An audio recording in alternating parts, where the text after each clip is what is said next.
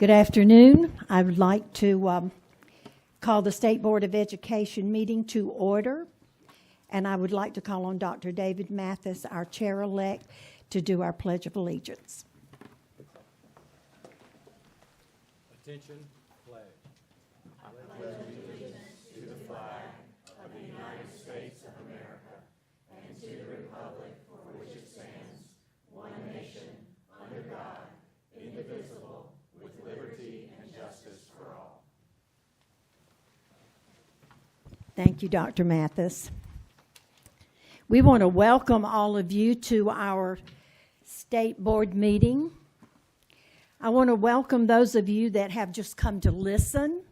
I want to welcome those of you that are here with a real feel agenda that are going to speak later on. I want to thank those of you that are here with an organization, someone that is here just representing our state and their communities. Thank you for being here. We are always concerned and have a door of welcome to all of you. So thank you very much for being here. And because we're online today, we want to welcome those that are here online with us. And thank you for being with us. We move to our approval of our State Board of Education minutes for December the 3rd, 2024. Is there an objection to approving the minutes as presented? Hearing none, the minutes are approved by unanimous consent. Moves us to the approval of our State Board of Education agenda. Is there an objection to approving the agenda as presented? Hearing none, the agenda is approved by unanimous consent.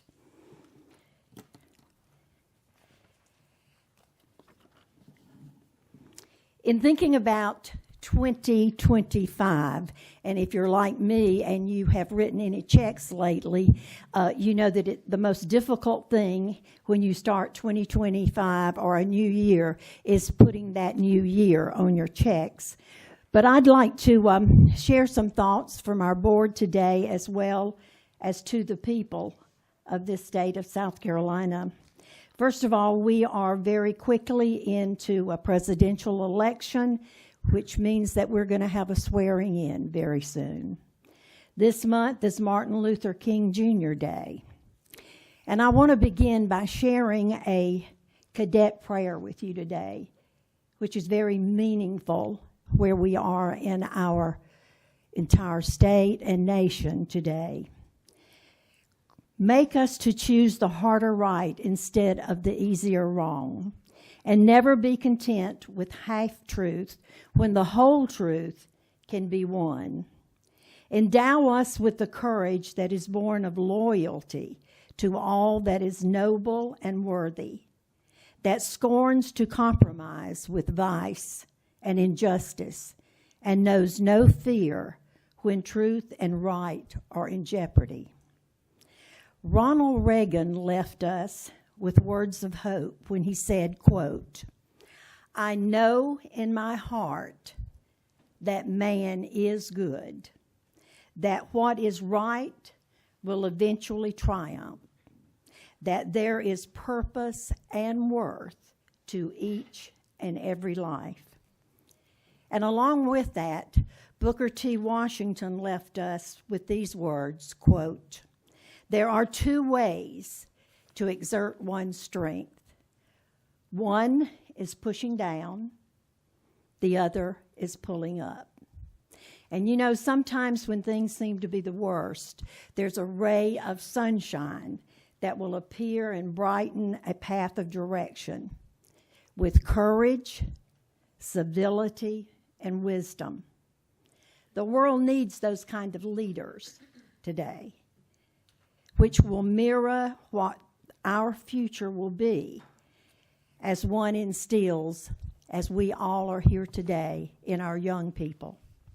The world needs leaders. We need leaders who influence at the right times for the right reasons, who take a greater share of the blame and a little smaller share of the credit, who lead themselves successfully before attempting to lead others. We need leaders who continue to search for the best answer and not just the familiar one, who add value to the people and the organization that they lead.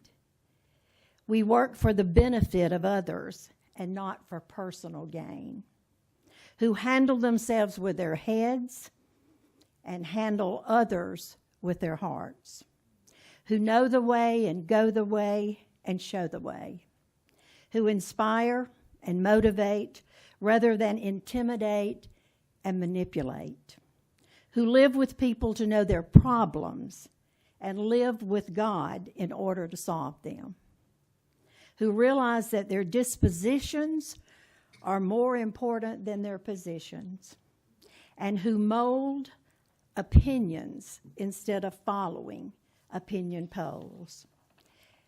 We need leaders who understand that an institution is a reflection of their character, who never place themselves above others except in caring responsibilities, who will be honest in small things as well as large things, and who discipline themselves so that they'll not be disciplined by others. We need leaders who encounter setbacks and then turn them into comebacks, who follow a moral compass that points in the right direction regardless of trends. To be a leader, we must first be a servant. And in this new year of 2025, what will our choice be in raising the next generation?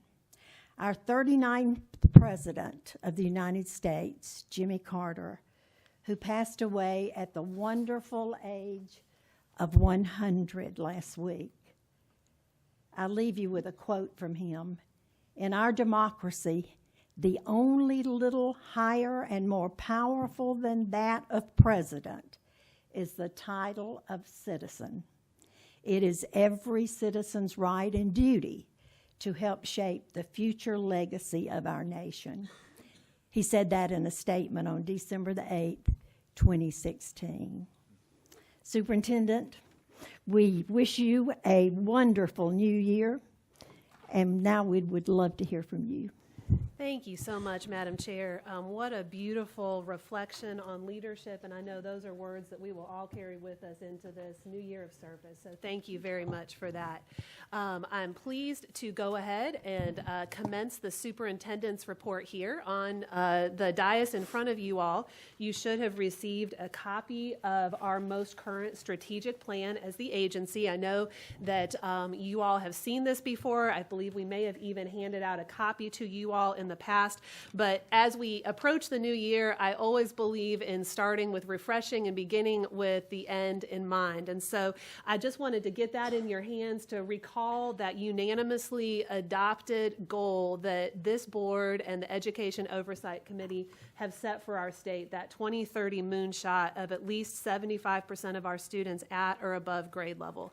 And I'm going to talk through our 4 strategic pillars today, our 3-year goals, and some things that we're doing here at the agency to support that vision that you all have set for our state and for how we support our educators and our students.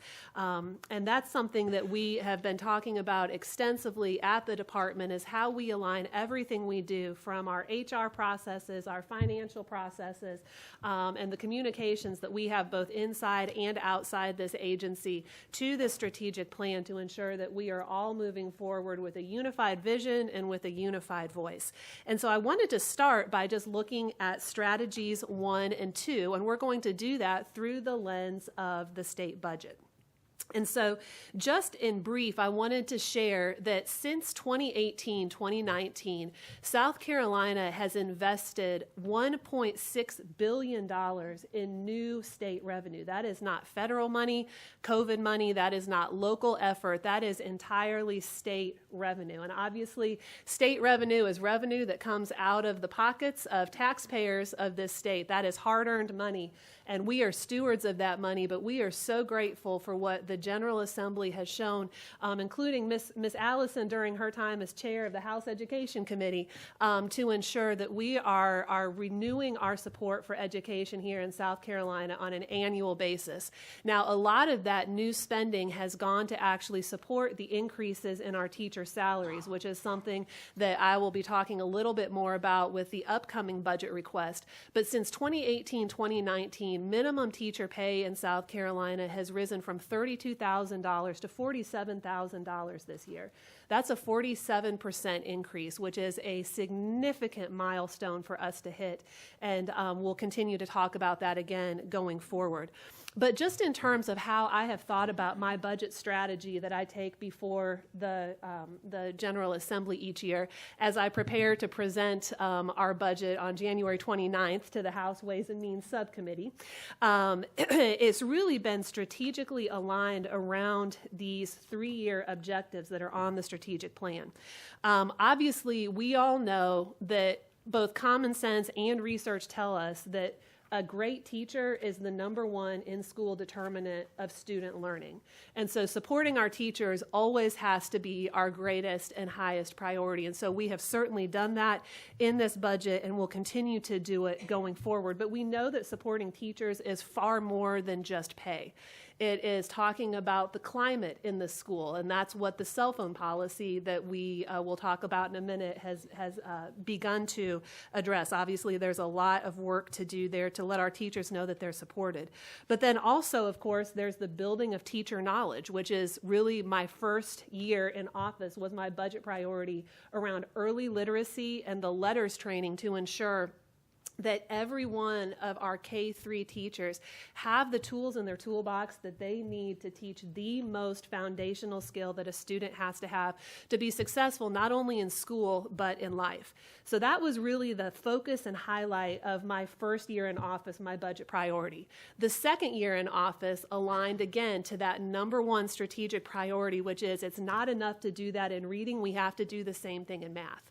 And so the Palmetto Math Project, which I believe Dr. Ferguson has briefed this board on last year and will continue to talk about going forward, is really taking that same strategic model that we've used in literacy to not only have new standards, but to support those standards in a meaningful way with coaching, with high-quality professional development, and with the high-quality instructional materials that this board is currently considering. And that will be a big part of the budget request this year, too, that I'll get to. But that Palmetto Math Project was really kind of the signature ask that second year in the budget. This year in the budget, my signature ask, in addition to teacher pay, is going to be around the second strategic priority that you see on this sheet here, which is around career-aligned pathways and work-based learning opportunities. We know that we have got to ensure that our students are graduating from high school with meaningful career opportunities and meaningful credentials, whatever path they choose to go on to success, whether that be a 4-year college, a 2-year college, or even going into the military or directly into the workforce. We have to ensure that they have those learning opportunities at their fingertips that will equip them to be successful. So that's just a very high overview of kind of the strategic focus of the budget asks for this year. And I have a bunch of stuff that I brought. Did y'all ever do show and tell in elementary school? So I've got lots of show and tell here for you today. I'll try to keep it brief, but this is just stuff that I find to be very meaningful and exciting, and I want to make sure that you all are fully briefed on it. So I've really broken down our budget request into 3 big categories: student success, teacher support, and safe schools. So I'm just going to run through each of these things very, very briefly. The first one is student success. And so summer reading camps and increasing the amount of recurring money that we can provide to our districts to support the early intervention that is necessary for struggling readers is going to be a top priority. This goes hand in hand with the revised Read to Succeed law that the General Assembly passed last year. And so my first show and tell that I have brought you, if you are interested in seeing it, is the letters training that our K-3 teachers are doing, I am happy to report that I have finished Volume 1 as well, and I'm about to embark on Volume 2.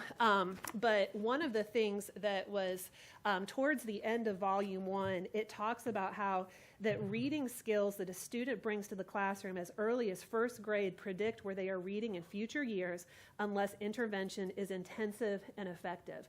And so we hear a lot when we talk about literacy about that third grade gateway beyond which students fall further and further behind if they're not equipped to read. But the fact is that the research tells us that as early as first grade, we know which of these babies are struggling. And what this LETRS training is doing is actually equipping our teachers to be able to diagnose their students and provide them with the customized instruction that they need so that when they get to third grade, we're not going to have to retain them. And so that's really what this first request with the summer reading camps is about, is taking that intervention, those summer reading camps, and doing them earlier so that we catch those students before they get to third grade.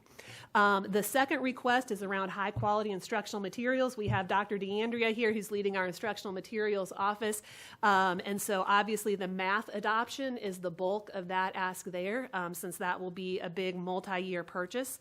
The CTE Rural Renaissance request that I was talking about in terms of us being able to provide equal access to high quality career training regardless of where a student lives. We have some of the most incredible CTE programs in the country here in South Carolina, but the challenge is that not every student in our rural communities especially has access to that training, and so this request is to help us provide additional access to that.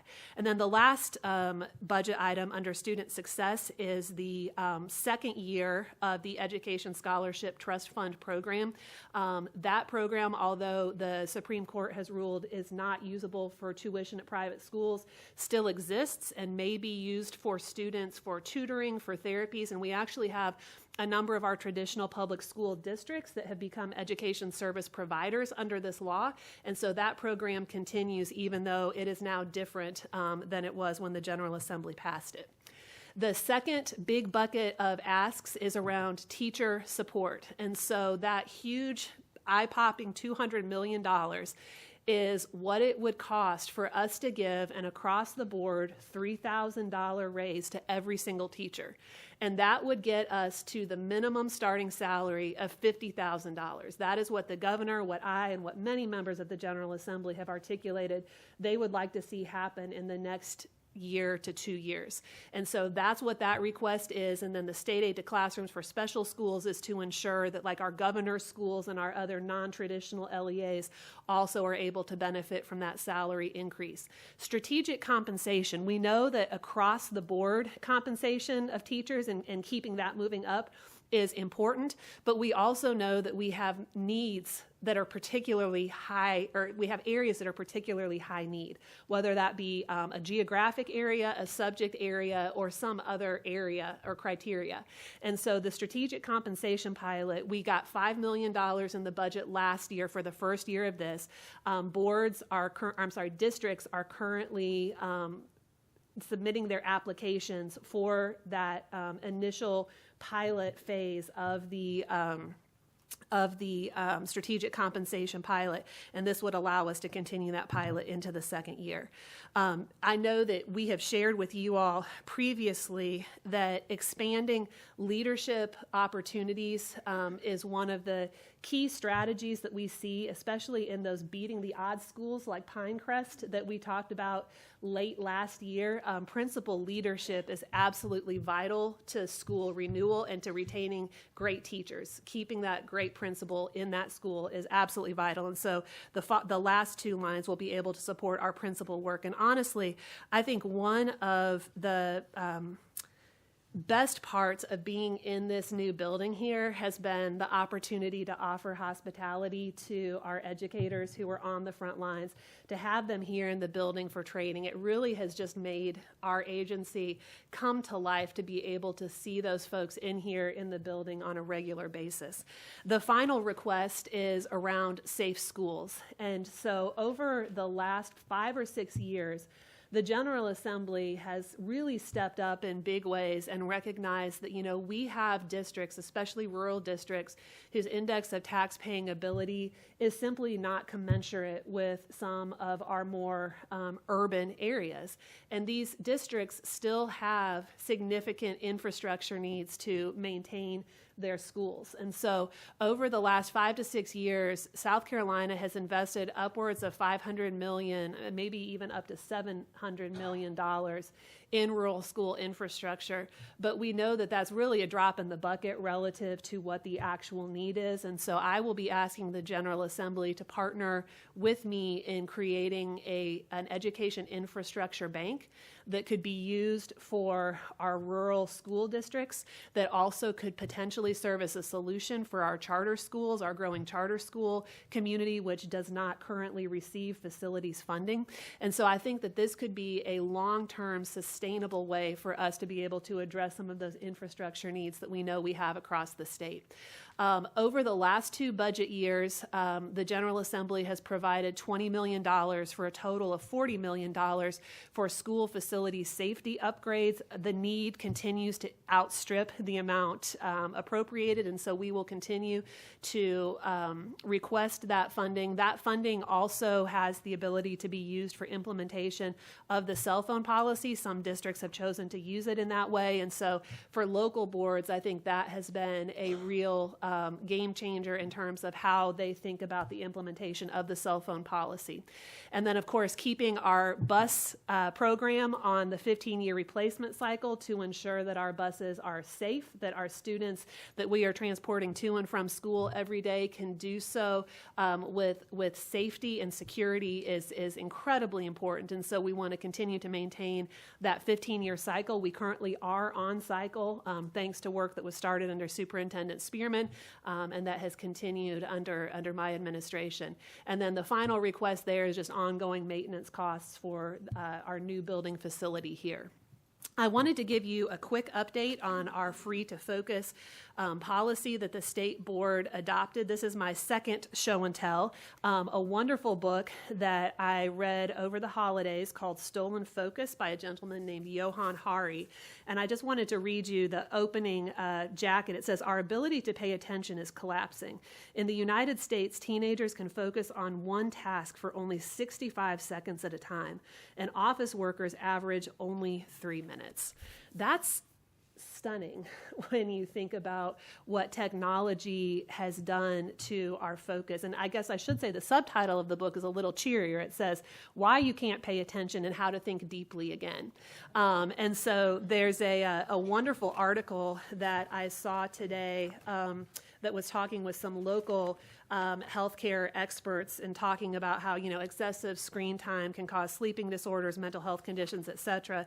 And there was a teacher who's a parent as well at Moultrie Middle School in Mount Pleasant who said, all they do is scroll. They scroll, and it's 20-second videos, and then they scroll, and it's a 20-second video or another clip, and then they scroll and they scroll.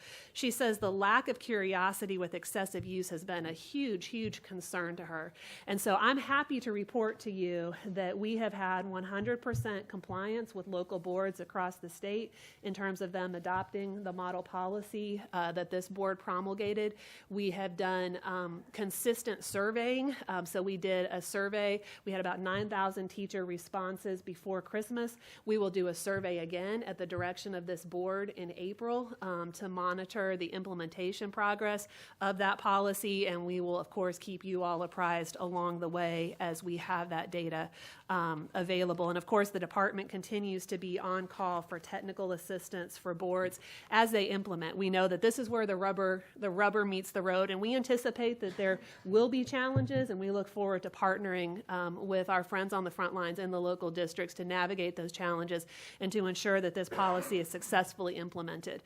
There's an article that I provided to you all to read at your leisure from the Free Press that just talks about really how the expectation is that the policy that you all have passed is going to become the norm across the country in the years to come.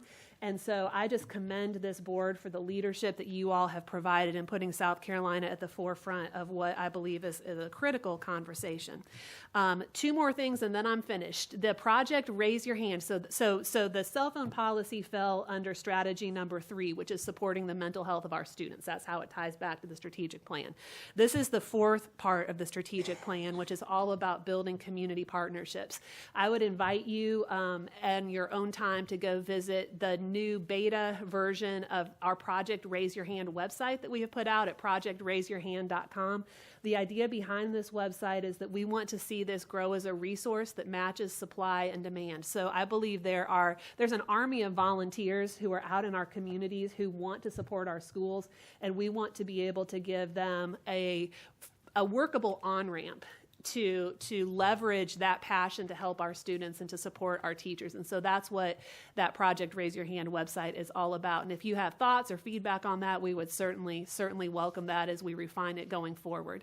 The final thing that I wanted to share with you all is just a point of personal privilege, but it's related to 2 invitations that you all have received recently.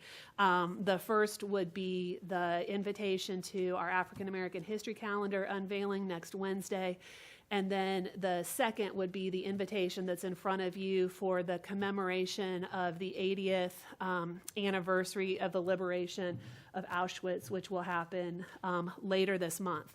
One of the books that I was privileged to read over the Christmas holidays was by a man named Eddie Jaku, and it's called The Happiest Man on Earth, The Beautiful Life of an Auschwitz Survivor. And what I took away from this book, he doesn't pull any punches about the horrors of what he survived, the inhumanity of what he faced.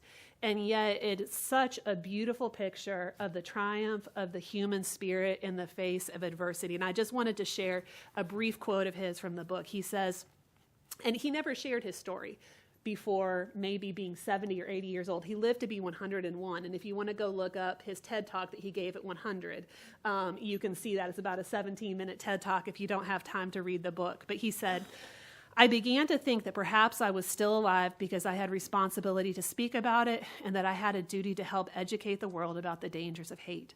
Hate is the beginning of a disease like cancer. It may kill your enemy, but it will destroy you in the process. Not that long ago, I was reluctant to share my pain with anyone, but this is before I realized that what I share is not my pain. What I share is my hope. When I get tired, I think about all those who did not survive to tell their story and all those who are too badly hurt after all this time to tell their story. It is for them I speak and for my parents. His parents were killed in Auschwitz. He said, it is hard to tell my story. Sometimes it is very painful, but I ask myself, what will happen when we are all gone? What will happen when all of us survivors have passed away? Will our story fade out of history or will we be remembered? It is time for a new generation, the young people, the ones with a burning desire to make the world better. They will hear of our pain and inherit our hope. And I just thought that was such a beautiful reflection that dovetails perfectly with what you shared, Madam Chair, and with that I conclude my report. Thank you, Superintendent Weaver. Some wonderful thoughts and some great, you and your staff moving forward greatly on the education scene. So thank you all for the work that you do, and thank you for that movement in our education system in this great state. At this time, I'd like to call on our parliamentarian for some comments. John Tyler. Thank you, Madam Chair.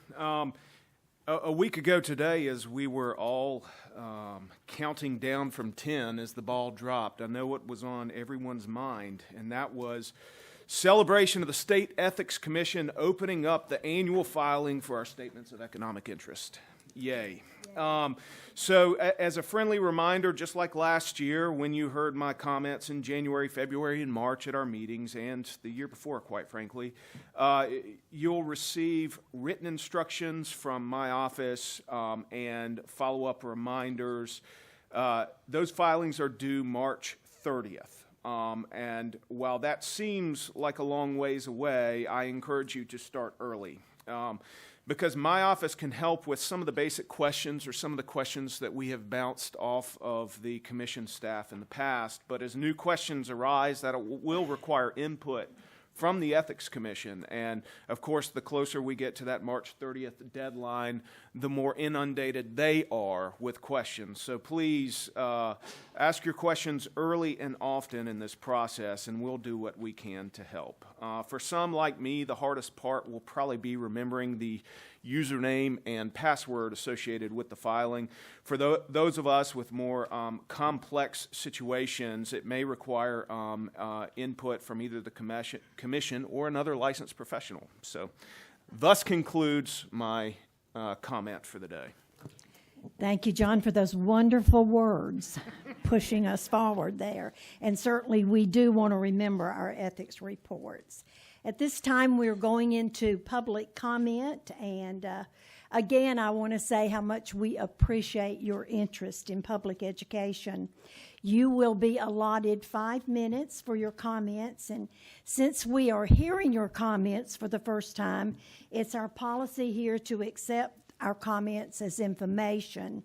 If you have questions, or if we have questions later or need additional information, we'll contact you at a later date. So thank you for understanding our procedure. And if you have any materials when you come forward, if you would hand them to Tracy, she'll make sure that the entire board gets those. So when I call you to the podium, we will begin with Elizabeth Foster. Elizabeth? Thank you for being with us today. You have 5 minutes, and Dr. Hanley has his phone ready. So when you hear the buzzer, we'll say thank you. Okay, thank you so much. My name's Elizabeth Foster. I'm currently a sophomore at Georgetown University, but 2 years ago, I was a senior in high school in Beaufort County. At the same time that most of my friends were celebrating our looming graduation with light class loads and frequent trips to the beach, I was spending my last year of high school at school board meetings, fighting to protect access to the very same books the Instructional Materials Review Committee is set to review on Thursday. After completing hours of homework and extracurricular activities that followed 7-hour school days, I would work late into the night researching topics for my next public comment or drafting emails to members of the Beaufort County School Board, because even as a teenage student, it was clear to me that any form of censorship is abhorrent, anti-American, and frankly, a complete waste of government time and resources. Targeting books as the source of all things sexually inappropriate in the age of technology, when teenagers have infinite access to the darkest corners of the internet at their fingertips, would be laughable if it weren't so revoltingly censorious.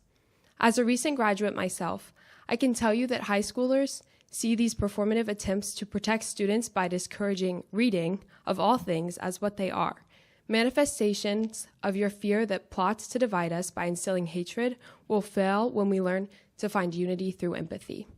Several of the books that some of you are set to review on Thursday have already undergone rigorous review processes by expert librarians, diverse members of my community, and the Beaufort County School Board that ultimately overruled the absurd request for their removal.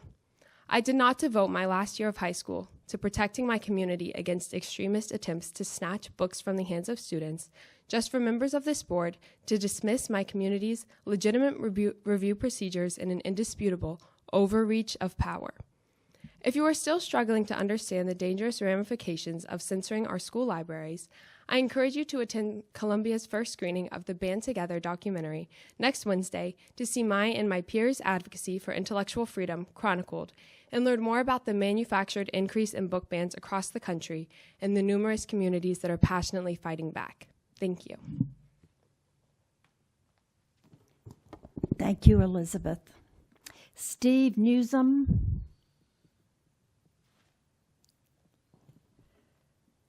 And Steve is with Pro-Truth, South Carolina. Steve. Thank you. Good morning, or good afternoon, I guess. My name is Steve Newsom. I taught English in South Carolina for 16 years. And so as most of you know, as a teacher, I was required to plan every lesson around specific state academic standards and around specific learning goals. So I'd like us to consider what are the goals of the board when it comes to the selection of instructional materials. If it is to limit partisan political bias, which is a good goal, why have you not reviewed the materials from the politically biased edutainment organization PragerU?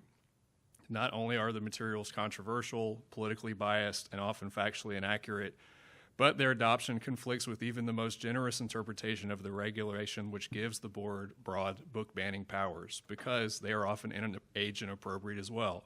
For example, in a video that's currently available on the department website, conservative pundit Dennis Prager tells students that if they don't believe in a Judeo-Christian God, they can't know that, quote, murder is wrong. In another video, Steven Crowder, wearing a shirt with guns on it, says that because Columbus Day has been canceled by liberals, children should feel like they need to commit grievous bodily self-harm. Superintendent Weaver talked about prioritizing supporting teachers today, which I also think is a really good goal, and it is related to content selection because this is a big part of our job.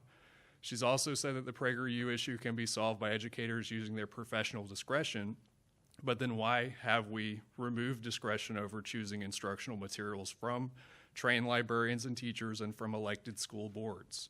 Why have we essentially replaced the district level process where community members read and discussed challenge texts, often for months, with one where committee members acknowledge they haven't necessarily read any part of the books that have been banned? Superintendent Weaver talked about literacy research today, and that's really close to my heart. Literacy research also shows that having high interest, meaningful text makes students better readers. Why then are we focusing on banning books which tend to be bestsellers and are popular with students, which is how they ended up on a lot of these lists in the first place? Superintendent Weaver rightly highlighted research around student mental health. The research from the CDC and others clearly shows that LGBTQ plus students see better health outcomes when they have supportive schools. Yet most of the books being considered for bans this week focus on LGBTQ plus issues and characters, and that's pretty clearly how they ended up being challenged. We don't know what the committee will decide with those. Some of them are very short, so I'd encourage you to at least read a summary or skim through them. Flamer's a graphic novel. You can read it in about an hour. If the goal is to protect students from so-called sexual content, why has the board banned at least 7 books from all schools while allowing access to only the lists of sexual content provided in the committee reports? Because as you probably know, the State Department website is accessible in schools.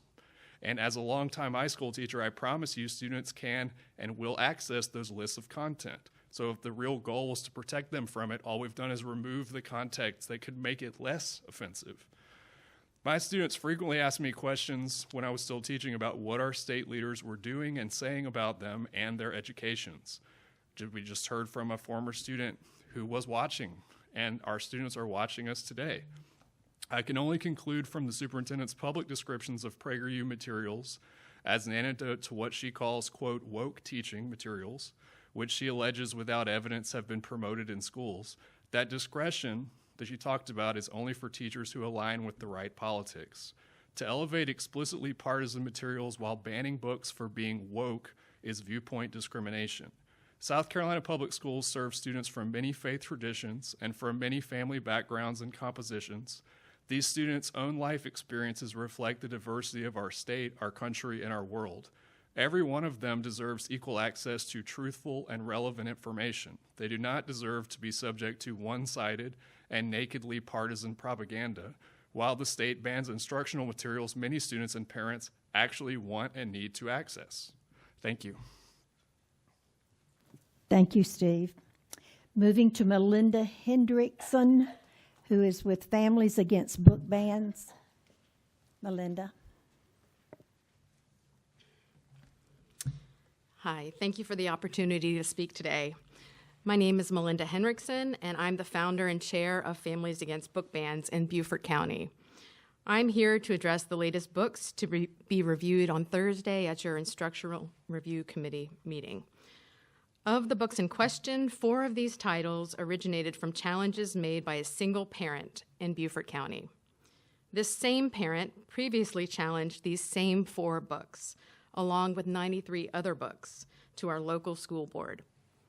In response, Beaufort County Schools launched a rigorous year-long book review process. This process involved parents, community members, and subject matter experts, including teachers and librarians. The result?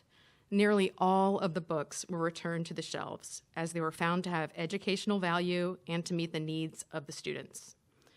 Now, this same individual has escalated her efforts, seeking to dictate what books an entire state of students can access. I must ask, why is this board giving so much weight to the opinion of one person? This individual is currently a defendant in a defamation lawsuit brought by a public school teacher, someone who is targeted and harmed as a result of this person's inflammatory rhetoric. And yet this individual is now driving a conversation that could impact thousands of our students. One parent of one student does not and should not have the authority to dictate what every student in South Carolina can read. The people of Beaufort County overwhelmingly oppose book bans. In 2023, our local newspaper conducted a poll and found that 82% of their readers stand firmly against banning books in schools. We believe in education, not censorship. We believe in empowering students to think critically, not sheltering them from the realities of the world. Banning books is a slippery slope, and it's one that comes at a steep cost to the integrity of our education system and the freedom of our students to explore ideas. I urge you to uphold the principles of an intellectual freedom and to resist efforts to censor our schools. Trust the expertise of educators and librarians, trust our locally elected school boards, and trust that parents like myself and many others can guide our children without the heavy hand of government overreach. Thank you. Thank you, Melinda. Moving to Taylor Simon.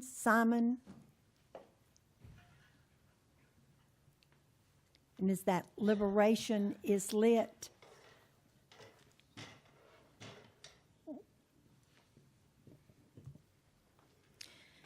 Thank you for your time here today and listening to Public Voice, our concerns for our education system. My name is Taylor Simon, and I'm a bookstore owner and a huge advocate for literacy for all ages. The Bluest Eye by Toni Morrison taught me to no longer wish for blue eyes to fit in with my all-white classmates who surrounded me in my advanced classes. The Color Purple by Alice Walker taught me the quiet power of the connection between Black women. Push, one of the books to be reviewed on Thursday, taught by Sapphire, taught me empathy, for you never know what is going on in someone's home life to make them the way they are.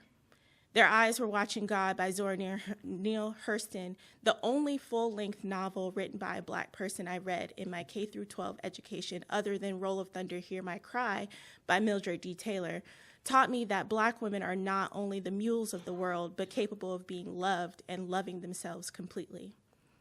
These were all the books I read in high school. These are all classics you probably haven't read because they center on the stories of women who have been historically seen as less important. These are all books on banned lists across the country. All of these books deal with very difficult topics to read about. Sexual abuse, which is fundamentally different from pornography, and racism are pervasive themes in all of them. I think about the very important story you reference about the Auschwitz survivor and commending his triumph of the human spirit in the face of adversity. Many of these books do the same for South Carolina students everywhere. I understand wanting to protect children from the harsh realities of the world. We tell them about Santa Claus to protect their sense of wonder, but it's irresponsible to coddle them. It's irresponsible to prioritize the delusion of some students at the expense of the whole humanity of other students. Books are the safest place for children to explore the world. These books shaped my world into one that honors everyone's story. I find it incredibly concerning that we are replacing texts that have been used part of curricula for years with propaganda used for children. If we are indoctrinating our children with values of learning and respecting people and stories that come from all walks of life, I don't understand how this intensely partisan and historically inaccurate information such as PragerU is not indoctrination. Wokeness has never driven someone to use violence in a school, and inclusivity is the basis of school safety. I'm disappointed in the direction of our public school system in South Carolina, especially with the legislative encouragement to use public funds to support private schools.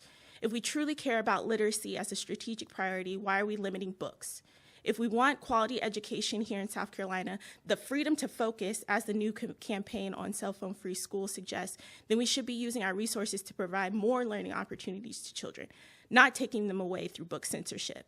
And I think our money would be better spent than on short videos that cheapen our educational institutions and don't deepen our ability to think and hold our attention spans. As you mentioned in your opening, you quoted Booker T. Washington as pushing down versus pulling up. Banning books is not pulling up the children in our state. You mentioned how Ronald Reagan believed in the good in people. I believe you all have good in you to do what's right. If an institution is a reflection of our character, I don't like how our character reflects exclusion. Please reconsider your priorities when you do your civic duty to improve the lives of South Carolinian students. Thank you. Thank you, Taylor. Annie Mahaffey.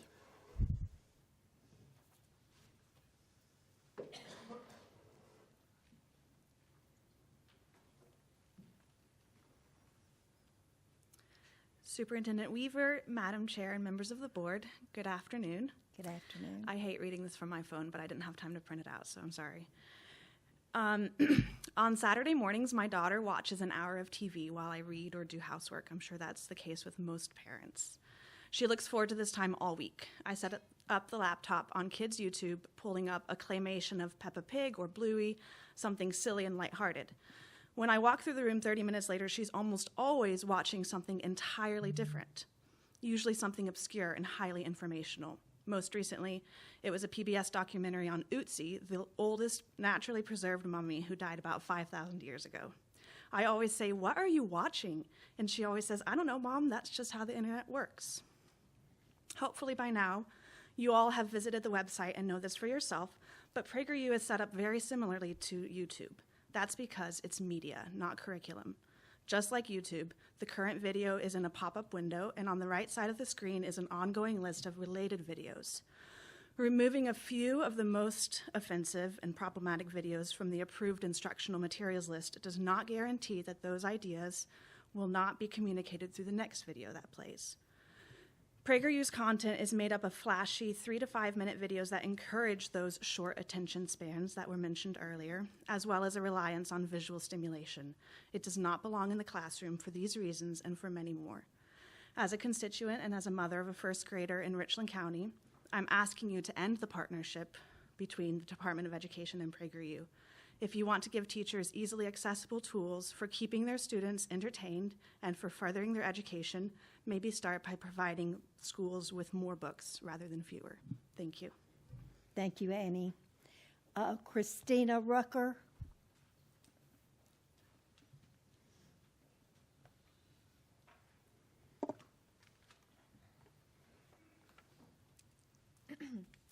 Good afternoon, Superintendent Weaver, Madam Chair, and members of the board. With the start of the new year, I wanted to thank you for your work last year on the school materials, library book regulation, and the cell phone policy.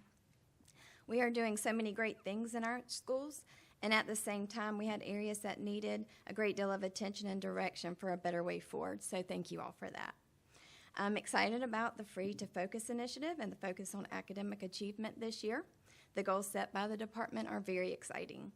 Every child deserves a chance to reach their highest potential in a safe and wholesome learning environment. Thank you again for the work you have done and the work you will continue to do. God bless you all, and may God continue to be with and bless the children of South Carolina. Thank you for your time today, and Happy New Year. Thank you. Thank you, Christina, and thank all of you for presenting today. I want to make a mention before we move on that if you see a vacant chair here, just lift a prayer for Beverly Frierson, who is on our board, who is not feeling well and had to leave the meeting today. So we want to wish her better health along the day. Moving right along now to our state board items.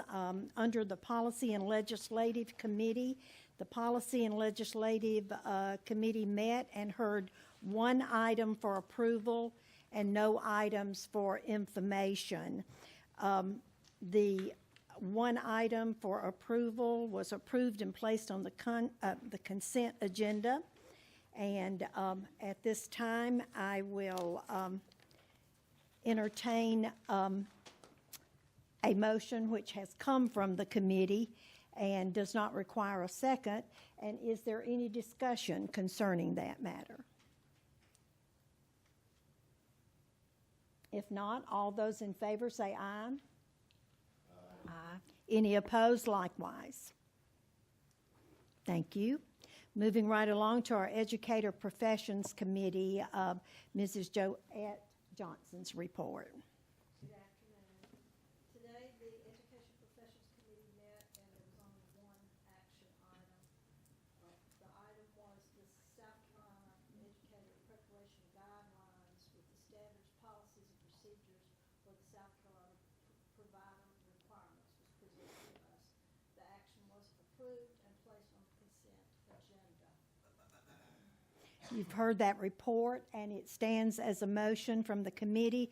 It does not require a second. Is there any discussion?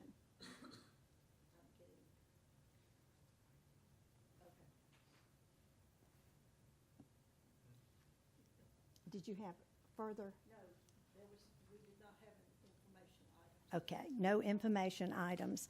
Okay. All those in favor say aye. Any opposed, likewise.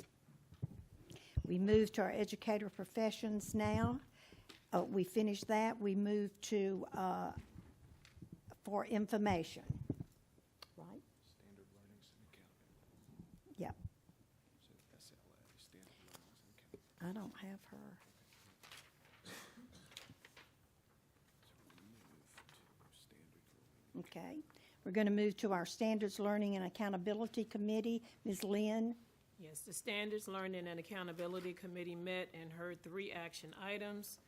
Recommendations from the 2024 Instructional Materials Panel, the report of recommendations from the Instructional Materials Advisory Committee for the 2025 adoption cycle, and request for approval to waive the 30-day public review requirements. The action items were heard, approved, and moved to the consent agenda. We had the committee did not hear any information items. Thank you. The report stands as a motion made from the committee. It does not require a second. Is there any discussion? If not, all those... If you don't mind. I'm sorry. Go ahead, Dr. No, you're perfectly O'Shields. fine. I was just asking, not being there, Ms. Lynn, the request for the approval to waive the 30-day public review, what was the rationale for that? Just wondering. I mean, I'm not against it. I just don't know. Yeah.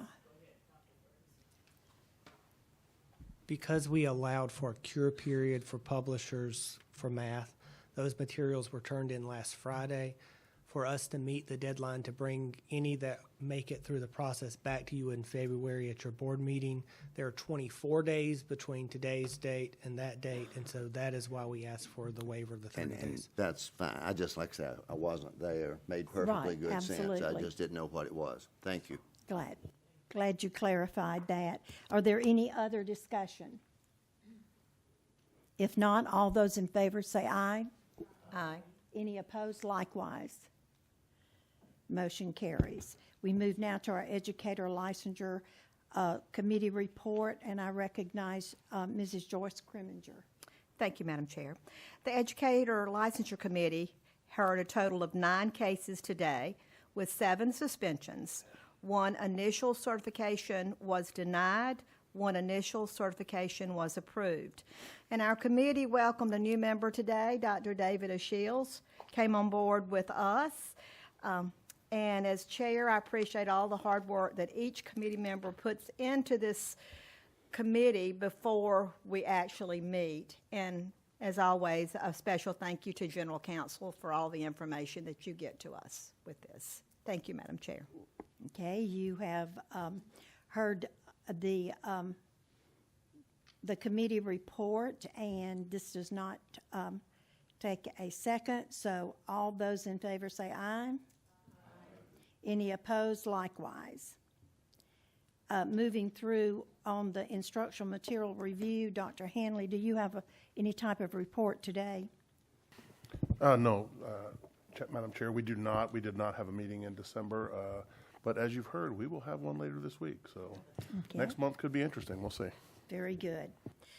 Under the full board ELC licensure, we had a series, and we heard 2 cases resulting in 1 approval for initial certification and 1 denial of initial certification. Since this does not, and it was sent to the consent agenda, since this does not take a second, all those in favor say... Madam Chair, for Yes. clarification, it was not a denial for an initial certification. It was a permanent revocation. It was permanent, okay? Stand corrected. So that is 1 denial for initial certification, One approval for initial right. and I one, had that right to begin with. yeah. 1 approval for initial and 1 order of permanent revocation. Revocation. Very good, thank you so much. All right. Since it does not take a second, all those in favor say aye. Aye. Any opposed, likewise. Now we move to... Oh, okay. Okay.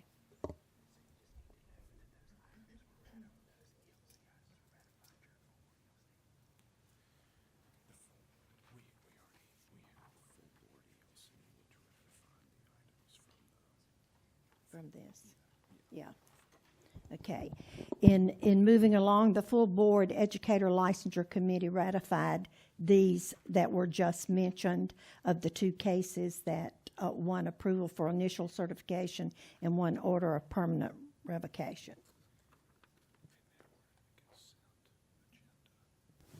Madam Chair, we also ratified the actions of the committee as well. Yes.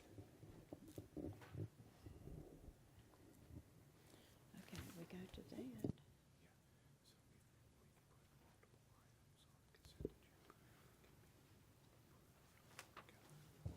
Okay, now that we have put several items on our consent agenda and has been distributed, is there a motion to approve? Okay. Mathis? I second that, Richardson. Okay, Harrison, second. Any discussion? If not, all those in favor say aye. Aye. Any opposed likewise? Thank you. I'll get there by the second meeting, I'm sure. For 12 years. It's going to take me 12 years to get there, huh? Okay.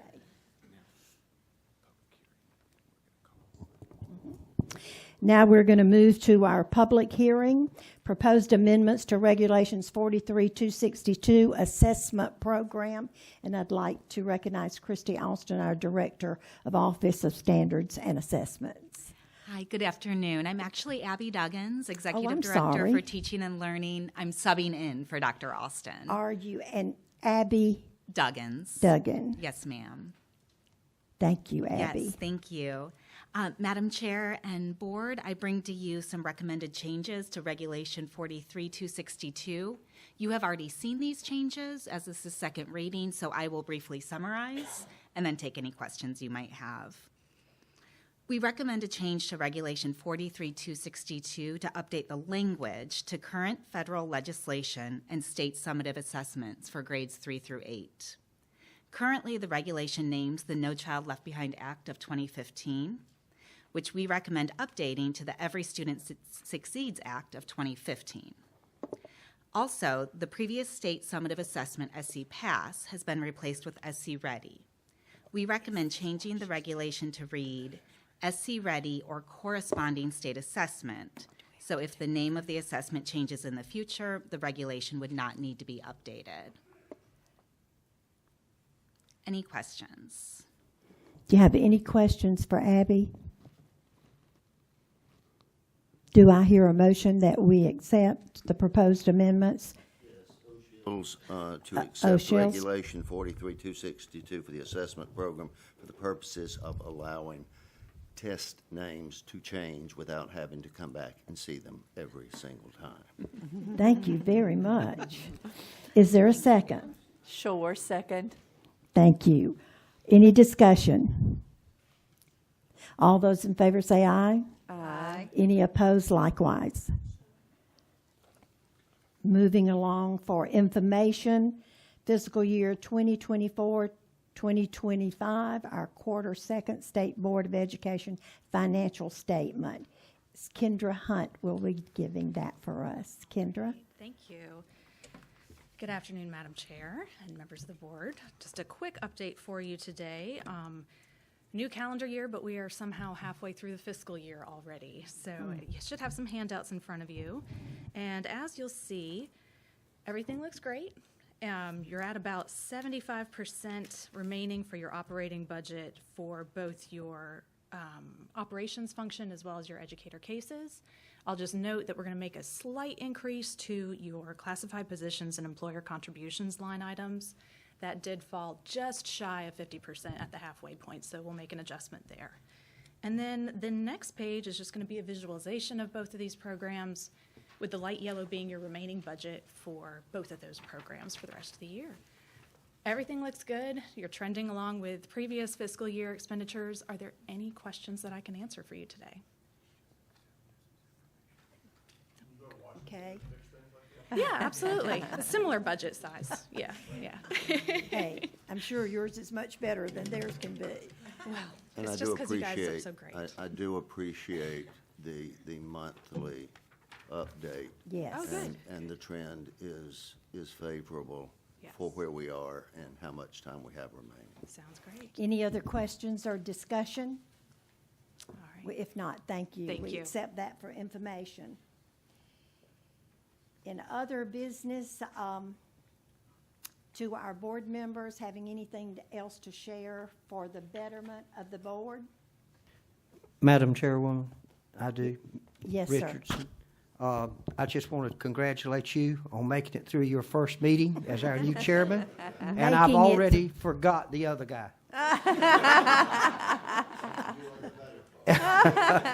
Making it through is the words. And the other thing is, I think I should wear red next time. don't Yes, you? ma'am. You'll stand out. Yes, very definitely. Let me remind the board to sign their travel forms if you have not, and give them to Tracy. Is there any other discussion or anything to be brought before the board? If not, I entertain a motion. Make a motion to adjourn. Thank you. Is there a second? Second, Mathis. All those in favor, say aye. Aye. All those opposed, same way. Happy New Year to all of you. Be safe out there.